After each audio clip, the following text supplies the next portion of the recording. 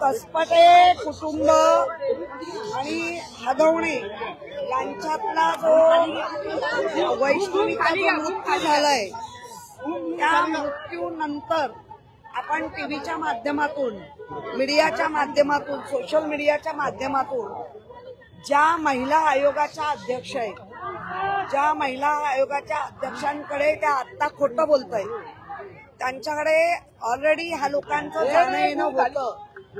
या लोकांचं बसणं उठणं खूप मोठ्या प्रमाणात या हगवणे कुटुंबाशी होतं. आणि जात असताना सुद्धा 2 सुना, 1 नाही तर 2 सुनांवर अत्याचार, कपडे फाडून अत्याचार. बरं, ती मोठी सून उघड आता सांगते तरी मयुरी, तरी आजही रुपाली चाकणकरला काही शुद्धी येत नाही, शुद्धीतच येत नाही. महिला आयोगाच्या खुर्चीत बेशुद्ध बसली ही बाई. फक्त दररोजच्या म्हणजे जे सुषमा अंधारेंनी एक वर्णन केलंय त्या वर्णनाला हिला बावली पण म्हणण्याच्या लायकीची नाही. ही मेलेल्या अंतकरणाने बसलेली आहे आणि बुद्धीवर पाला पडलेला आहे या बाईच्या. अरे महिला आयोग आहात, तुमच्याकडे तुम्ही आत्ता दाखवताय आमच्याकडे केवढ्या केसेस आल्या, आम्ही सोडवल्या, पण संवेदनशीलता जी म्हणतात ती ह्या केसमध्ये अजिबात रुपाली चाकणकरांची दिसली नाही.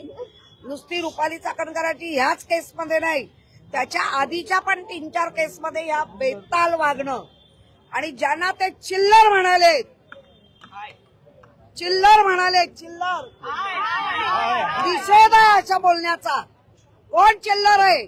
अरे बाई, तुला शरद पवारांनी महिला आयोग दिला, त्यांच्यावर तू बेईमान होऊ शकते, तर तू केवढी चिल्लर आणि थिल्लर आहे हे दाखवून दिलंय. आपण पाहिलं असेल तर याआधी देखील अनेक महिला आयोगांकडे केसेस गेल्यात, पण त्याचं कुठेही काही झालं नाही असं आज समोर येतंय. हो, तेच आमच्या सुषमा अंधारेंनी सांगितलं, मेकअप करण्यात तिला किती वेळ जातो, बाकी सगळ्या ह्याच्यामध्ये तिचा वेळ जातो. खुर्चीत फक्त खुर्ची स्वतःच्या मोठेपणासाठी मिरवण्यासाठी त्या बाईनी खुर्चीत बसले. पण खुर्चीला अपेक्षित काम की ज्या आपल्या माता भगिनी ज्या तुमच्याकडे मदत मागायला येत आहेत किंवा मदत नाही मागितली आणि कळलेलं असूनही केलं नाही, आणि म्हणून अशा बाईकडे राजीनामा घ्या नाही,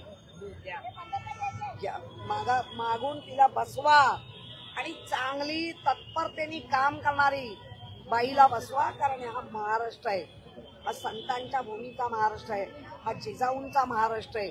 त्यामुळे कशा संवेदनशील महिला असल्या पाहिजे हे आपल्या अख्ख्या महाराष्ट्राने आतापर्यंत पाहिले आहेत. पण ही बाई चिल्लर आहे, ही बाई चिल्लर आहे, ही दुसऱ्याला बोलते. त्यामुळे मला असं वाटतं अशा थिल्लर आणि चिल्लर बाईला पहिलं बसवलं पाहिजे. आम्ही महिला आहोत, मी तुमचा आदर करतो, म्हणजे महिलांचा आम्ही आदर करतो, पण मग वैष्णवीचं बाळ, 10 महिन्याचं बाळ जेव्हा दुसऱ्यांच्या घरी गेलं आणि ते देत नव्हते, तो चव्हाण तुमचा कोण लागतो? तो चव्हाण तुमचा कोण लागतो? त्याला का वाचवताय? आणि ही चिल्लर बाई, ही थिल्लर बाई, ही थिल्लर बाई जेव्हा विरोधी असतात तेव्हा अगदी एकदम तवानी बाहेर येते. मग तुला काय फक्त पक्षाचा रबर स्टॅम्प म्हणून बसवलंय?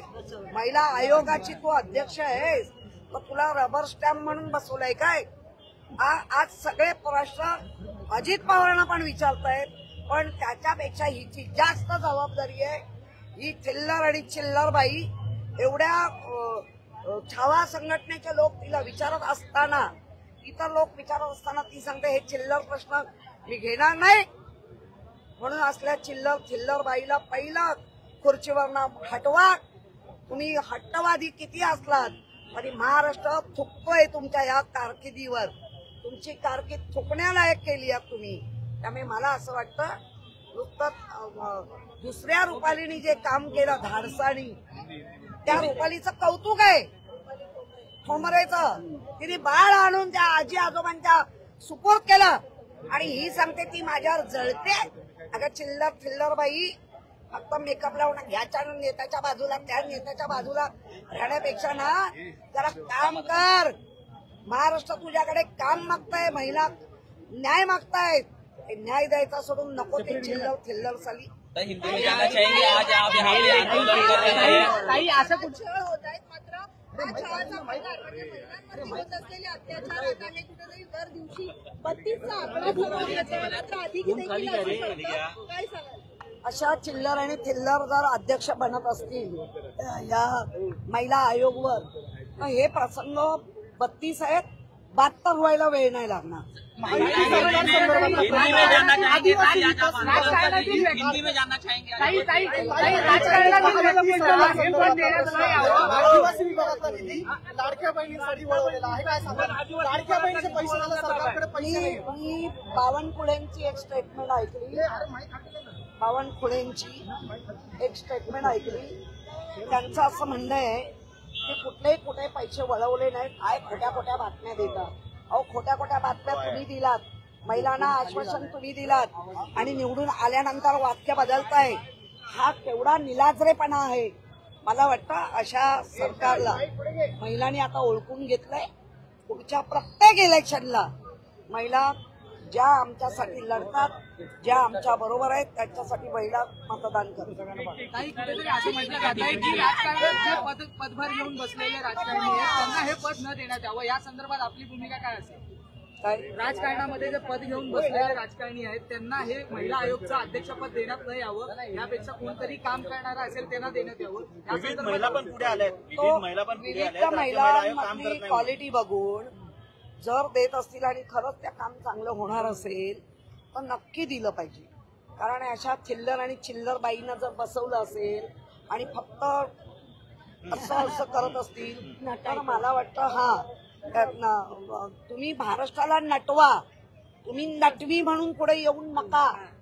महाराष्ट्राला नटवा ना, न्याय द्या ना, त्यांच्यासाठी महिलांसाठी काय काय करा ना.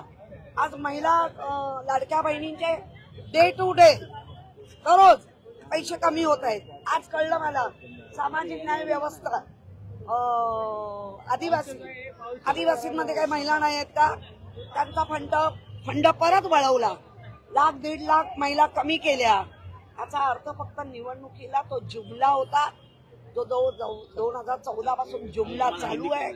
तो जुमला ताई, हिंदी में जानना चाहेंगे, आज आप आंदोलन कर रहे हैं, इसके बारे में क्या कहेंगे? हिंदी में जानना चाहेंगे, आंदोलन कर रहे हैं महिला आयोग के चेयरमैन के खिलाफ क्या कहेंगे?